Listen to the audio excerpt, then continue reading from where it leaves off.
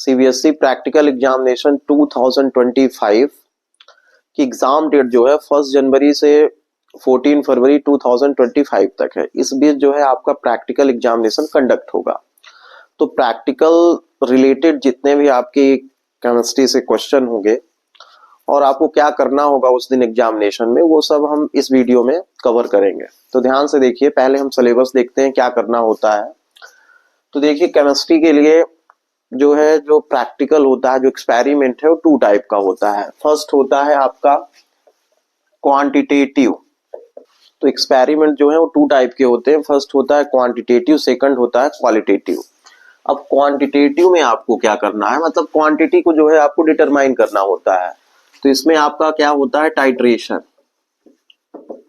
और क्वालिटेटिव में आपको क्या करना होता है, तो फर्स्ट आपका क्या है, salt and titration. Titration the process of adding one solution from the burette to titrate another solution which is titrating flask, then complete the reaction. The process is known as a titration. कहने का means ये है कि जो हमारे पास burette होता है उसमें अननोन सोल्यूशन लेते हैं, और जो हमारे पास टाइट्रेटिंग फ्लास्क होता है उसमें हम क्या लेते हैं, नॉन सोल्यूशन। अननोन सोल्यूशन और नॉन सोल्यूशन के बीच हम जब रिएक्शन को कंप्लीट करते हैं तो उस प्रोसेस को हम क्या बोलते हैं, टाइट्रेशन। या आप ये भी बोल सकते हैं द डिटरमाइन या the find concentration of unknown solution with the help of known solution is known as a titration. तो टाइट्रेशन हम किसको बोलेंगे, हम कंसंट्रेशन को फाइंड करते हैं, क्या, अननोन सोल्यूशन के कंसंट्रेशन को फाइंड करते हैं with the help of known solution is known as a titration. या आप ये भी बोल सकते हैं कि the process of adding one solution from the burette to titrate another solution which is added in titrating flask, the reaction is complete, the process is known as a titration. तो आप ये समझ गए होंगे टाइट्रेशन क्या है। तो अब देखिए, टाइट्रेशन में आपके जो सिलेबस में है, वो सिलेबस में क्या है कि ऑक्जेलिक एसिड या तो आपको लेना है या तो फेरस अमोनियम सल्फेट लेना है। इनका टाइट्रेशन हमको किसके साथ करना है, KMnO4 के साथ करना है। तो किसके साथ करना है हमें इसका, ऑक्जेलिक एसिड या तो फेरस अमोनियम सल्फेट, इन दोनों का रिएक्शन जो है हमको किसके साथ करना है, KMnO4 के साथ। तो जब हम इनकी रिएक्शन करेंगे तो ये जो आपके सिलेबस में है वो आपको 8 मार्क्स देगा। टोटल प्रैक्टिकल मार्क्स होते हैं 30, तो 30 में 1 मार्क्स जो है आपका टाइट्रेशन से है। तो कुछ बच्चों के लिए ऑक्जेलिक एसिड हो सकता है, कुछ स्टूडेंट के लिए क्या हो सकता है, फेरस अमोनियम सल्फेट का हो सकता है। तो आप पहले ये देख लीजिए कि टाइट्रेशन में मेन पॉइंट होते क्या है। तो टाइट्रेशन में मेन पॉइंट क्या है आपका, स्टैंडर्ड सॉल्यूशन। सेकंड क्या है, एंड पॉइंट। थर्ड क्या है, इंडिकेटर। अब देखिए ध्यान से, स्टैंडर्ड सॉल्यूशन हम किसको बोलेंगे, दो सॉल्यूशन बीच है नॉन कंसंट्रेशन। ऐसा सॉल्यूशन जिसका कंसंट्रेशन मोलरिटी स्ट्रेंथ हमको मालूम है उसे हम क्या बोलेंगे, नॉन। तो नॉन आप में क्या होता है, या तो ऑक्जेलिक एसिड होगा आपका नॉन, या तो आपका क्या होगा, फेरस अमोनियम सल्फेट। यदि फेरस अमोनियम सल्फेट लेंगे तो फेरस अमोनियम होगा, यदि ऑक्जेलिक लेंगे तो ऑक्जेलिक एसिड होगा। ये दोनों नॉन रहते हैं। अब हो गया एंड पॉइंट। एंड पॉइंट हम किसको बोलते हैं, जहां पे रिएक्शन कंप्लीट होती है। तो एंड पॉइंट आपका क्या है, colourless to permanent pink colour. ये आपका क्या है, एंड पॉइंट। तो एंड पॉइंट आप क्या बताएंगे, कलरलेस से आपका परमानेंट पिंक कलर आएगा, उसे हम क्या बोलते हैं, एंड पॉइंट। मतलब जहां पे रिएक्शन कंप्लीट होती है वहां पे क्या होगा, उसे हम एंड पॉइंट बोलेंगे। इंडिकेटर, तो दोनों ही केस में ऑक्जेलिक एसिड या फेरस अमोनियम सल्फेट में हम इंडिकेटर नहीं यूज करते हैं। यहाँ पे KMnO4 जो है वो आपका सेल्फ इंडिकेटर है। ये क्या है, सेल्फ इंडिकेटर है। KNO4 जो है, KMnO4 पोटेशियम पर मैग्नेट, वो सेल्फ इंडिकेटर है। फॉर सेल्फ इंडिकेटर इसलिए है कि KMnO4 जो है ऑक्सीडाइजिंग एजेंट है। जब ये रिएक्ट करता है किससे, ऑक्जेलिक एसिड या फेरस अमोनियम सल्फेट से, तो ये क्या है, रिड्यूसिंग एजेंट है।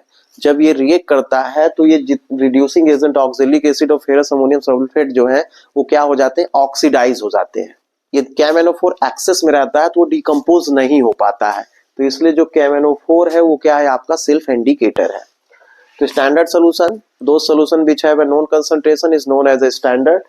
एंड पॉइंट, तो एंड पॉइंट दोनों ही केस में क्या होगा, colourless to permanent pink colour आएगा।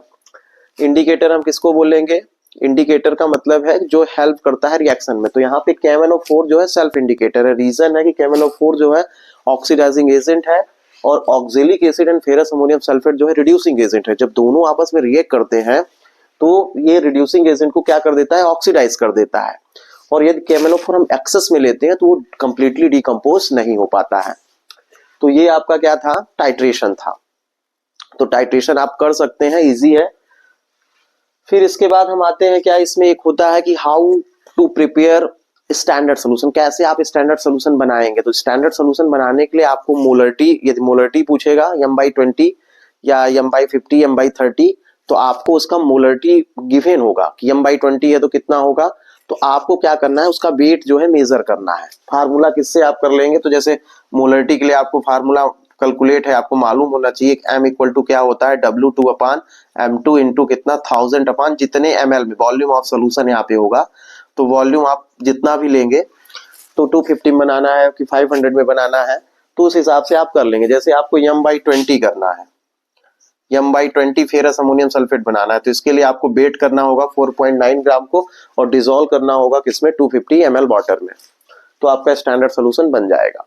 अच्छा, इसमें एक क्वेश्चन और आता है कि why is adding few drops of sulphuric acid in the standard solution of ferrous ammonium sulphate.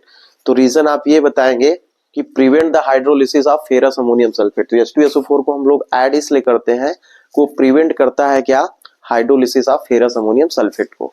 तो टाइट्रेशन का पार्ट हो गया। अब सेकंड में हम आते हैं, साल्ट एनालिसिस भी आपका कितने मार्क्स का है, 8 मार्क्स का है। फंक्शनल ग्रुप आपका कितने का है, 6 मार्क्स का है। तो कितना हो गया, 8 8 16 और 6 कितना हो गया, 22। 4 मार्क्स का आपका प्रैक्टिकल रिकॉर्ड है एंड बाइबा है। 4 मार्क्स का आपका क्या है, प्रोजेक्ट है। 4 मार्क्स का प्रैक्टिकल रिकॉर्ड एंड बाइबा है, फिर 4 मार्क्स का प्रैक्टिकल आपका प्रोजेक्ट एंड बाइबा है।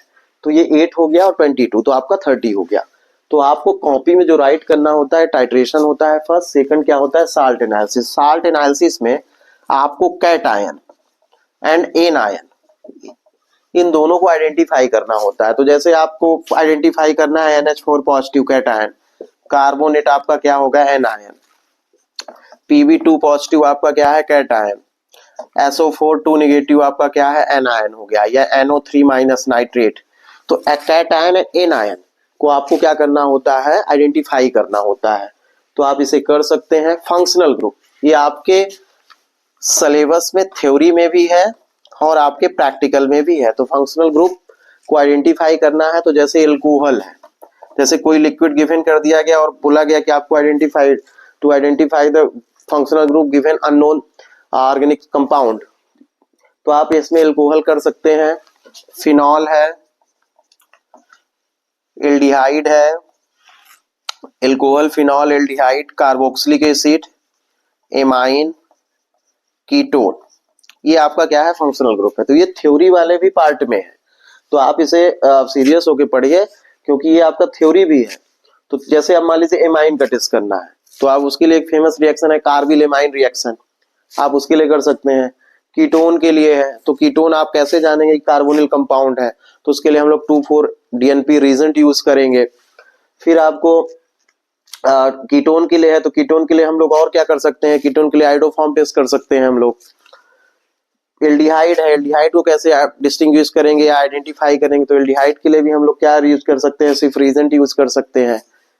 तो ये ऐसे आपको क्या करना है, ये फंक्शनल ग्रुप का टेस्ट करना है। तो 8 मार्क्स का टाइट्रेशन, 8 मार्क्स का साल्ट एनालिसिस, 6 मार्क्स का फंक्शनल ग्रुप, और इसके बाद 4 मार्क्स का प्रैक्टिकल रिकॉर्ड एंड बाइबा है, और 4 मार्क्स का क्या है आपका प्रोजेक्ट एंड क्या बाइबा है। तो 8 मार्क्स ही हो गया। तो ये तो एक्सटर्नल के हाथ में, लेकिन ये 3 आपको कॉपी में राइट करना पड़ेगा, तभी जाके आपके जो है 22 मार्क्स बनेंगे।